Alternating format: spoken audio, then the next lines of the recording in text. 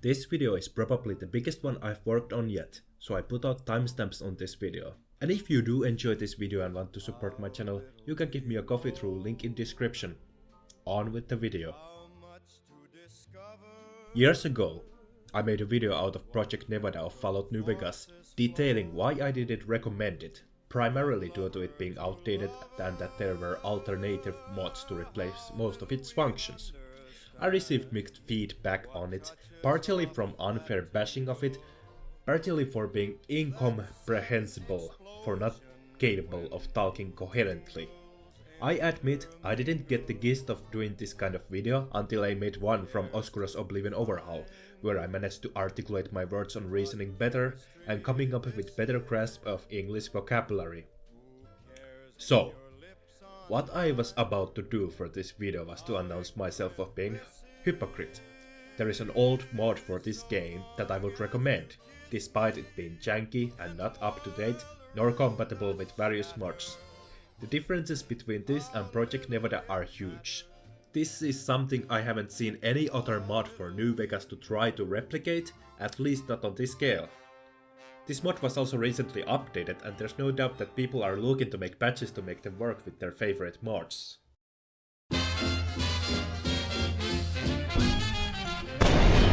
After War Nevada was a one-man project, an overhaul mod for Fallout New Vegas. The goal of the author's mod was to take the best elements out of the classic Fallout games and the Stalker series, aiming to rebalance every single aspect of the game and adding new stuff to the game. The description goes into a semi-detailed view on each change, but rather than listing them out like reading a list, I will naturally come up detailing the features by having select few characters to play the mod with. Starting up the game gives out a choice for alternate start where a character is created. For this, I created 3 characters to play with, each one playing differently than another, so I could get a clear view of how differentiating playstyle fared on this mod. The room where you create your character is comprised of 3 terminals, leading up to a trader to get starter equipment and last terminal to checkout. First terminal creates your character, giving you an option to toggle Wild Wasteland and Hardcore mode, but also allowing for random character option, which gives more special points in exchange for making those points, tag skills and traits randomized. One can always re-roll the character created in case stats is not up to their liking. The second terminal lets you choose the background, which is where they start, what kind of starter equipment they can buy, and what kind of reputation and perks you start off with. It comes up with an option also for random background in exchange for more caps to spend at the final trader. Despite liking the idea of implementing your own starter gear you can choose to start out with, I don't see backgrounds as a good option here. This is a problem not exclusive to this mod, but to many alternate start mods for any game. They are in denial of the main plot. Starting out as a based-on sergeant for followers shouldn't give out who has to go to on prim to ask for a man who shot and stole your package. This is also ignoring that since you are starting on late game area, a lot of locations are something you must avoid, making early game much riskier than before. If I were to suggest how to handle it, I would just go with original starter, have Doc Mitchell run his medical course, and at the end, before stepping out of the door, drop a trader to get starter equipment. You have that starter equipment of your choice, and it helps you to go smoothly through the beginning. And once you get into the game, you gain a level to help you get started, but also get a preview of what perks you have on offer. Looking at the description of attributes, skills, and perks, you can see that a lot of changes were made. Most overhaul mods boast features they do to special points, but I've not seen anything like this in terms of quantity. Some of the subtle details I do like is how strength increases your base health, or luck affects how much enemies can critically hit you and alters the chances of loot drops. Skills got the same kind of makeup. Description lists out exactly how much skill affects to what to a maximum point, plus showing a tagged bonus, which is unique to the skill. As skills get a tag bonus and additionally level up twice as fast, this makes tag perk much more appealing from vanilla one. Perks are overhauled and a bunch of new ones added, many with multiple ranks and some only obtainable after getting prerequisite perk. There are even new challenges that gives out perks, in form of mastery challenges for different weapon categories, making you more efficient with the titular weapon. It's things like this I adore and miss from old RPGs, where attributes affected a lot of things, and I'm glad to see After War Nevada is bringing that back. As I started off as courier with first character, running it also on hardcore mode, I decided to try and follow up my usual method of gaming, which is trying to optimize a bunch of things in the beginning, delaying ghost down gunfight until I could complete I Fought the Law.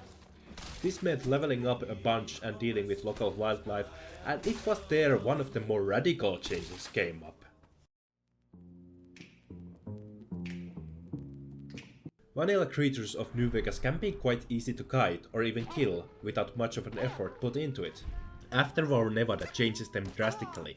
One of the more beneficial changes is that most creatures are not instantly hostile, not even cazadors, but this is due to a good reason. Trouble.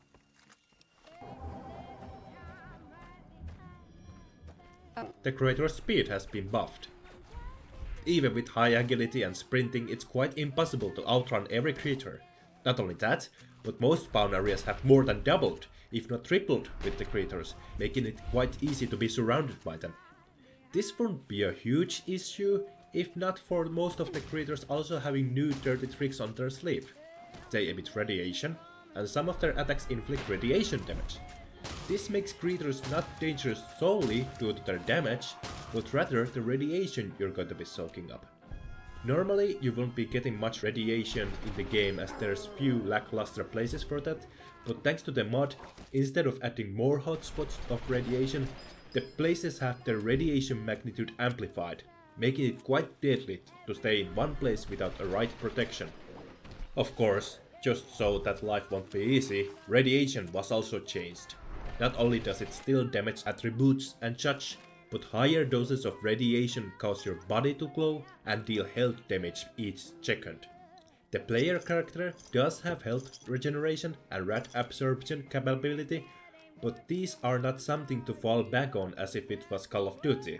These are more similar to a Stalker game. Painfully slow is the accurate way to describe it. Of course, the obvious solution for this is to use Radaway and Radex, but one should be careful not to get addicted to them. To counter spamming of Stimpaks, Radaways and other medical items, most gems and even survival items now have a chance of addiction. Some have it high, some have it low.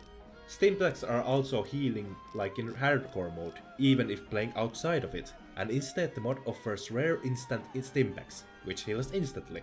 Most of the time, however, healing takes time, and if played on hardcore with only medical and survival items, as food and drinks lose health regeneration, only serving to fill the needs. It's the kind where you look for cover to get yourself healthy if you're up against willing to trade blows. While creators can maneuver around to avoid taking as many hits as possible, combat against NPCs with guns is a different matter. We've got surprise on our side, and that's about it. Guns are lethal, as anybody who can account for existence of guns in real life can attend to. But what makes them lethal in this mod is not solely for increased damage, neither is NPCs aiming to hit whenever possible. No, the alarm bells should have rung when you read the description of luck attributes, which decreases enemy chance for critical hits. Granted, these were a thing in normal game as well, but due to happening much less often and thanks to Stimpak spamming, it was rarely noteworthy thing. Criticals from NPCs are quite dangerous, which means in low level and low armor you don't want to stick your head to look at somebody pointing a barrel at your point more than necessary.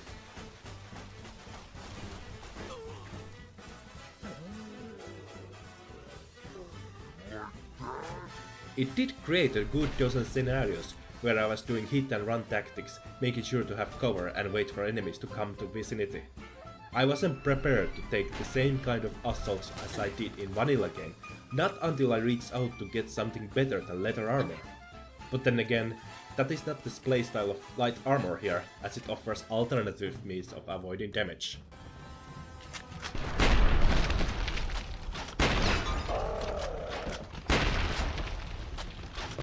The mod integrates a bullet time and sprint mod, one for slowing down time and one for running out of dodge when things turn upside down. Bullet time not only reduces sway, but also increases accuracy, while sprinting lets you simply run faster. However, both features work hand in hand with a feature this mod has, which is a dodge chance. If you've played Payday 2, the dodge might be a familiar thing, a chance for it to not actually hit you. This is modified by your attributes, armor you are wearing, and if you are on bullet time or sprinting. It makes light armor more favorable to do run and gun tactics, especially with bullet time on.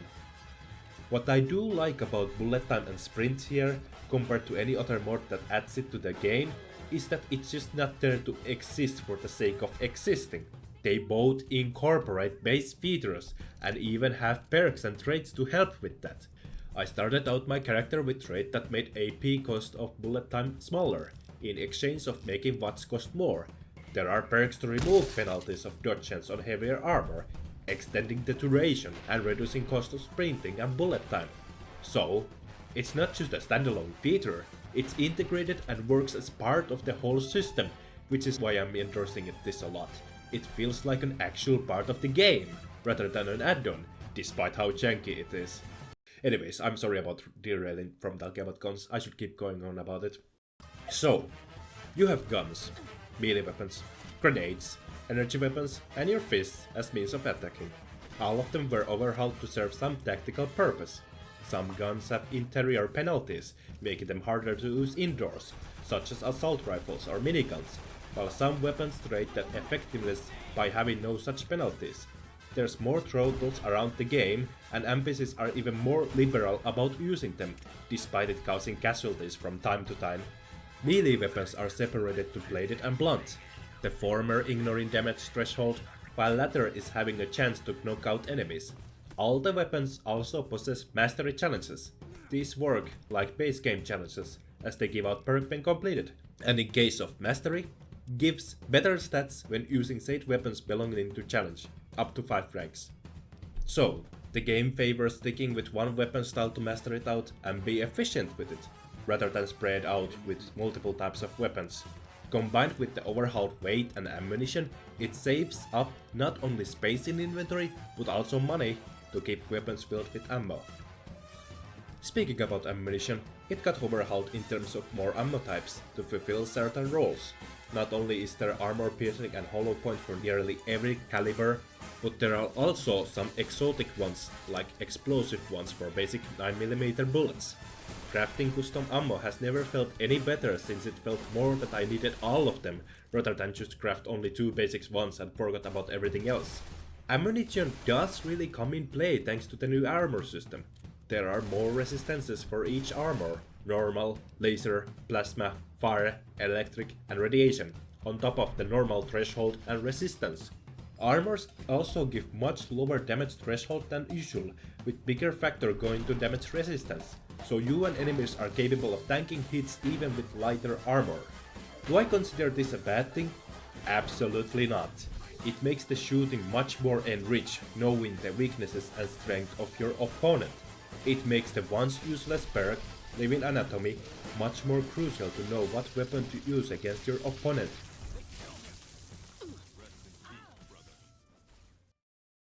There'll be nobody left behind to grieve, and we will all One shouldn't neglect companions, even more so as the limit has been increased. Not only does Charisma allow you to pick up more than 2, but there is also even a perk to get additional companions more, and one from maxing out speed skill. This is balanced by some of the traits and backstories reducing companion limit, but if you intend to get more than 2 and gear them up as well, it's not understatement they can wipe the floor for you, more so if you play on easier difficulties. It feels odd to point it out here, but difficulty affects more than just how much damage you deal or receive. Every time you change difficulty, a pop-up notifies what gets changed. I think this is the best way to deal with the difficulty in games, as it covers more and affects a lot, rather than simple damage adjustment.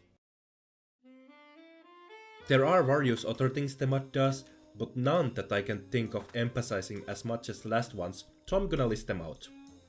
Implants have been given more attention in terms of quantity, and now you can find them and buy them, using them as consumables, while still being limited by endurance how many you can install, though there are perks to increase that capacity. Stealth has been given an overhaul in terms of how enemies can find you easier, depending on daytime, how much sneak you have, and if guns are shot. This makes silencers not just crucial to be stealthy overall, but even as something simple as not attracting unnecessary attention from other people willing to kill you.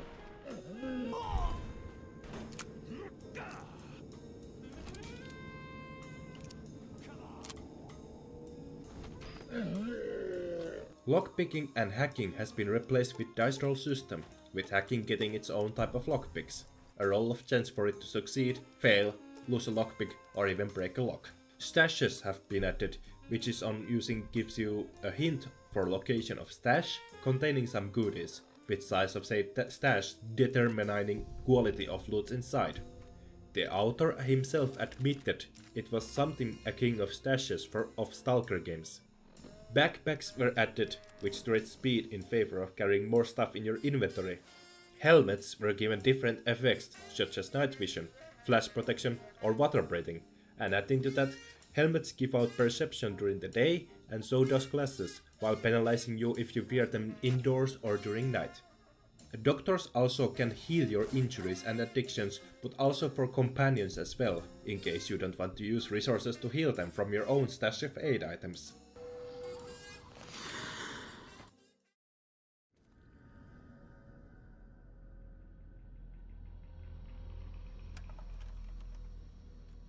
I struggled to put this before the previous chapter, but due to DLCs being additions to the game, I felt it fits to talk it as a last point here. Plus I wanted to cover up one DLC at least before making this video, and I decided to go with Dead Money. Due to it being hard, to the point modders rather makes it easier than harder, I went with intentions to see how it's played out. First and foremost, you cannot even access DLC until it reaches a required level, and even then, it recommends even higher level to go there. It took me too long to realize why that was so. The very first surprise was that I got to keep my gear I brought with me, making the whole rifle feel a little bit redundant. It was only when I started to fight ghost people I realized why such change. Normal DLCs in New Vegas handled difficulty by level scaling NPCs and creatures. That way they could provide challenge even if you come up there at higher levels. As I didn't read out anywhere what changes were given to DLCs, I assumed the same behavior, but was proven wrong. The enemies do not level scale, but rather to make them more interesting, new different variations popped out. These include stealthy ones, to regeneration ones, to outright ones that are suicide bombers. And worse, these enemies emit radiation just like other creatures do. It would be no surprise that I actually started god modding, since I was not geared or leveled up for this. I could potentially take on enemies by crafting myself ammo for choice of my weapon, and thanks to expanded list of items you can get from vending machines of Villa, it means many builds were supported. I was still at disadvantage due to radiation, as I didn't invest any resistance to it. It got to the point where I had to resort to my companions dealing the damage, but even they had issues fighting some of the harsher ghost people. While I think this experience was kicking the nuts, I left with a positive feeling. It enforced me to tackle DLCs just like when recommended, rather than instantly when given a chance. Tell me why.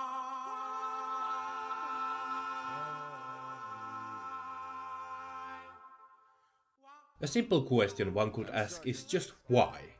Why do I recommend this mod over something like Project Nevada, that despite its age is much more liked and popular?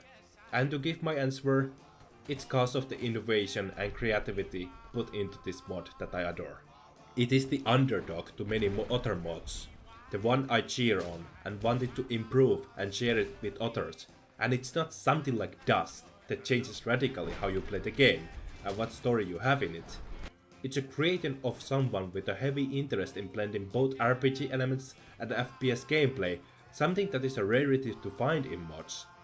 It's not same as Ye Savior's mod or Vicious Wastes, that tweaks some values and balances the items while following vanilla line. It brings out its own system and makes you get used to it. It's not all rainbows and sunshine, however. Throughout playing there were various bugs that happened, most infamously changing a difficulty in Dead Money caused companion to miraculously die. Some of the NPCs take a moment to realize they are hit, and slowly bring up stim packs to heal themselves. And then there are points where the game crashed abruptly, but I am not clear if it was a mod that caused it or a memory leak, as I couldn't replicate some crashes. And when it is a mod made by one man, quality is a bit varying. It's something that should be looked upon, however, and not ignored as it is. Also, one point I didn't bring up was merchant's inventory, as they have various items, even down to power armors.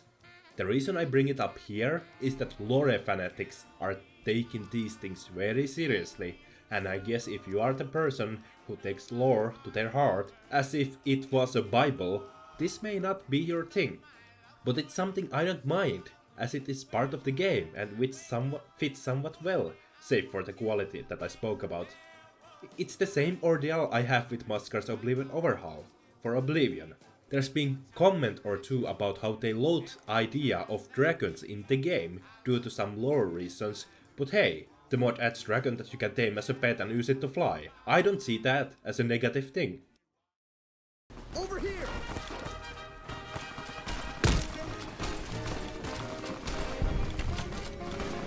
I don't often put this much effort into videos I make, and the last time I did that was with Maskar's Oblivion overhaul, and it's here where I found the reason for it. It is a topic that I very much enjoy. I love Maskar's Oblivion overhaul for making Oblivion a playable game and expanding it with a lot more to do, and I enjoy After War Nevada for expanding RPG elements and to FPS game. These two mods share one thing, being mods that do something that no other mod has done. Yet at the same time, I feel like they are not popular enough. Maybe it's because whenever I see topics of people recommending mods for these games, it's Oscar's Overhaul or Project Nevada. They are old, they are popular, and they keep being that way as more people just keep using it and ignoring other mods. Granted, it may be also for both being easier to get into, so what I'm really doing here is filling the niche and trying to give mass appeal. But it's something I wanted to get off my chest. I do these videos because I feel they go unnoticed, and I can put my honest thoughts on the matter. Thank you for watching this video. If you want to support my channel, you can give me a coffee through a link in description. Have a nice day. What can I do for you? Are you sure? You won't be able to read in the dark as well. Okay. And remember, if this doesn't help, try taking a bath in tomato juice.